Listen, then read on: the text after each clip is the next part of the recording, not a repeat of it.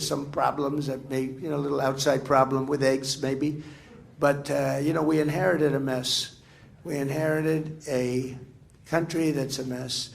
There was no reason to allow millions of criminals into our country, millions from all over the country, but really from all over the world. Venezuela let out so many people. Their crime rate is down 78%. I can't believe they haven't allowed every single, some of these countries allowed every single prisoner, and they put them on buses and they bus them in, or they put them on planes, because these are countries also from Africa, from Asia, not just South America, a lot from South America, but not even the most. I mean, we have them coming from all over the world, and we're letting them in. They let them in from the Congo. For whatever reason, the Congo is prime territory to come into our southern border. They get them up to the border and they let them in with the stupid open borders policy. So this would have never happened if the election were proper. In other words, if the election weren't rigged, which it was, and it would have never happened. But I will say this, it's much bigger. Historically, this is much bigger. It showed what this ideology that some people are facing throughout the world, that showed how bad this ideology is, how incompetent the people are, but how bad the ideology is, the ultra-left stupid policy. And I don't think they can get elected for a long time. They're still, they just suffered a big election defeat. They're very depressed. And they're using the same things. We just signed a bill yesterday. It was so incredible that no more men playing in women's sports, right?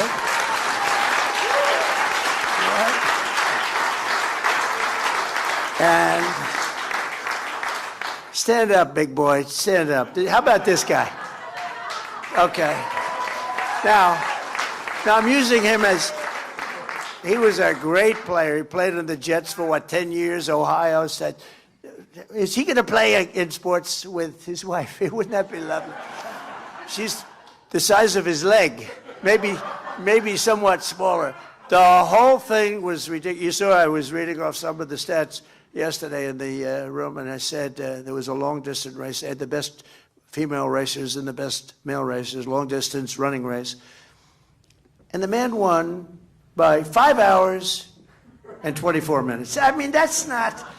The greatest, though, are the weightlifting records, where they break the record, a record that stood for 18 years, and they'd go and they'd put a quarter of an ounce here, a quarter of an ounce, and they go, and they couldn't quite get it up, and this guy came in. And he was a poor man weightlifter, not a good one.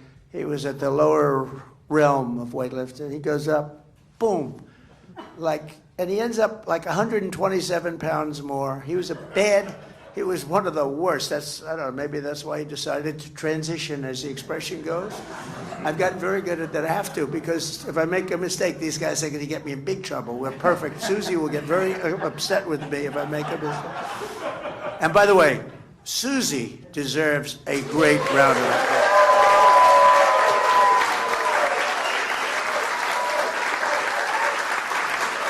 The Ice Maiden. We call her the Ice Maiden. She's the daughter of Pat Summerall, who was a smart guy, and he was a very good football player, but a great announcer for 27 years for the NFL, and worked with John Madden. And John was a difficult guy, but he had, he just, come on, John, you got to like the executives. He'd talk a little rough to the executives at CBS. They weren't in love with him, actually, but come on, John, you got to be nice to him. John paying you a lot of money. And he did this for 27 years. He was the only one that could deal with John Madden. He dealt with him very easily, right? Isn't that true? So he was great. But Susie is like that. I mean, she's amazing. She's respected by everybody. Democrats, too, by the way. A lot of Democrats. In fact, that bothers me a little bit, John. But the Democrats respect her and they like her. But we all like her. But we call her the Ice Maiden because she's very nice until she decides not to be. Then she's brutal. She can be brutal. But, we ran a perfect campaign. We did that final 3 months, 90 days. I didn't sleep. We did speeches every day. We did rallies. We did 3 or 4 rallies a day, and sometimes the last 3 days we did more rallies than anybody could believe, and they were packed. We went up to Milwaukee. We had 28,000 people in that beautiful new basketball arena. We'd use the basketball arenas, but they were way too small. We went to Madison Square Garden. We could have sold it out 10 times. The people went all the way back to Fifth Avenue and all the way down to the river, which is 5 blocks down. And I don't mean a line. I mean just massive crowds. The owner of the garden, Jim, he told me he's never had it. He's never seen anything like that. With all the big sporting events and championships and everything else, they never had anything like it. So I just want to thank everybody. It's been an amazing run. We did a good job for you, and you did a good job for me. And we have some incredible, talented new people in the party. And we're going to work with you. We've raised a lot of money that we're going to be using on midterms. And we've raised a lot of money. I did something that I don't think anyone's ever done before. I said, listen, we just won. And see, the good thing about not having done this so long, John, is that I come up with ideas that nobody else has thought of. Usually when you win, you let your people rest, your donors rest. And you let them rest for 2 or 3 years, and then you're going to run again. If it's a congressional race, you let them rest for at least a year, year and a half.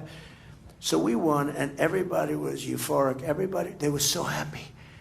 And I called up Meredith. Where's Meredith? I said, Meredith, where are you, Meredith? She's incredible, thank you. And I called up Meredith. I said, Meredith, this is the morning after the win. So everyone is so, I said, call the donors and ask if they'd like to make a major contribution. Sir, the election, it's just like 8 hours old. I said, that's all right. And we raised over $500 million very quickly, right? $500 million. And the people were so happy. They were happy to do it. We could have waited 2 years, but, the press will beat us up for 2 years. And you don't know, maybe they wouldn't have been as happy. But I think they're going to be happy because because we become the party of common sense. And when you have common sense and when you are the party of common sense, we're going to do well for a long time. We're not going to do badly in midterm. A lot of people say, that you always will do badly in a midterm. I don't think there's any reason for that. These people were fighting when I did the thing with the men playing in women's sports. I watched today Democrats fighting me on this. They don't learn, and I hope they don't learn because, they're still with the open borders. We want open borders. Open borders are never going to sell. Men playing in women's sports, transgender for everybody, it's never going to sell. And they haven't changed, they haven't learned. And frankly, I hope they don't play this because I hope they don't learn because we have to beat them, and we're going to beat them.